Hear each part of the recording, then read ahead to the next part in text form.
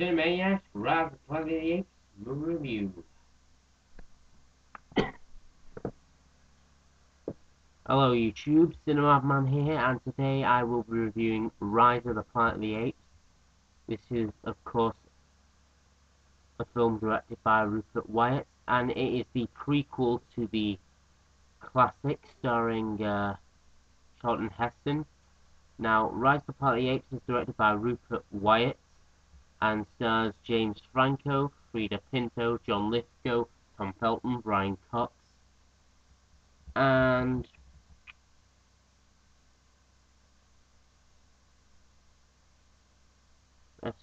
that's my check. Now, this film is a prequel to the original classic starring Charlton Heston, and it documents how the apes became intelligent enough to take over the world. Now, the plot follows Will Rodman, played by James Franco, who's a scientist working at this research lab in California, trying to find a cure for his father, played by John Lithgow, who has Alzheimer's disease. And he first tests his serum on an ape who became pregnant with this one ape, and apparently there's something goes wrong in the lab, which ends up with her running out of the lab and interrupting a meeting where it is shot and killed by a bunch of the physicists in the lab. And this ape had a baby, and rather than kill it by a lethal injection, James Franco takes it home and names it Caesar. Sorry. And that's Caesar instead of Caesar. And when he takes him home, Caesar's intelligence progresses even to the point where he can write his own name. And the serum that works actually cures his father, and gives him a better life. Although I think there's a point where the formula wears off and the Alzheimer's comes back with a vengeance, causing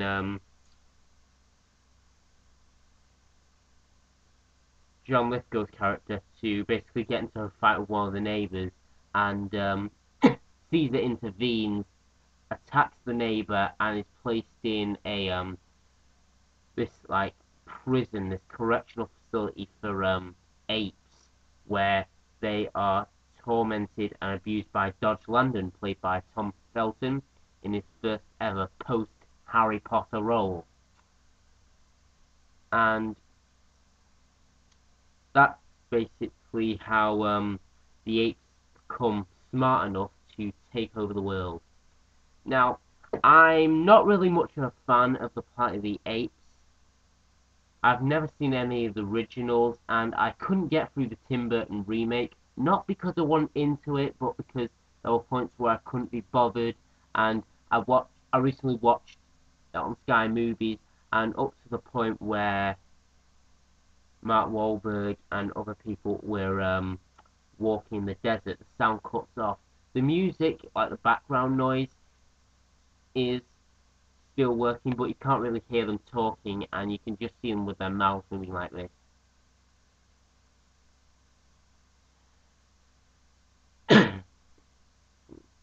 And also, I originally wanted to see this film for James Franco, who has been in such films as the Spider-Man trilogy and Pineapple Express, and I didn't really like James Franco for those films. He did good in those films, but I originally wanted to see this film because of James Franco, because if you've seen my review of it, I absolutely loved his performance as Aaron Ralston in 127 hours.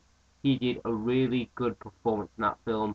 He made the character feel, sympathetic, like you actually feel sorry for him when he has to actually cut his arm off. And 127 hours become like my second favorite film in 2010. And they actually marketed this film on an awkward note. Instead of like from the director, from the producers, they just put from Weta Digital, the guys who made Avatar. And well, the apes in this were actually good, and you wouldn't even think it was a person just playing them. It was actually Andy Serkis who did the role of the apes. And I mean, he did a good job as like Kong in the 2005 King Kong remake. And what surprised me was the fact that like during the breakout scene where all the apes break out in prison, that Caesar actually talks. I know from like watching the Tim Burton film that they actually talk, and that was actually at the back of my head. I didn't know it was there, but my favorite scene of all has got to be the scene where they break out, because it has like so many references to the original franchise. For example, they're showing the Ten Commandments on television, which stars Charlton Heston, the star of the original franchise, and there was a scene where I think there was a part of that scene where Caesar is attacking Tom Felton, and Tom Felton's character says the line, "Get your stinking paws off me, you damn dirty ape," which is an iconic line from the original Planet of the Apes film. I actually think is a pretty good film. It don't really matter like if you've not seen the other Planet of the Apes films, because this is mainly a prequel showing how they became intelligent enough to take over the world. And I remember like watching a Civilian Snowman review, and I actually agree with him about the fact that this whole thing, the apes took over the world over just a tiny little accident. Like, for example, a couple of accidents. Like one, John Lithgow suffering a relapse of Alzheimer's, causing Caesar to be thrown in a correctional facility for animals. Two, the fact that one of the tubes on James Franco's revised version of the drug he used on Caesar, but instead of actually making people smarter, it just kills them. And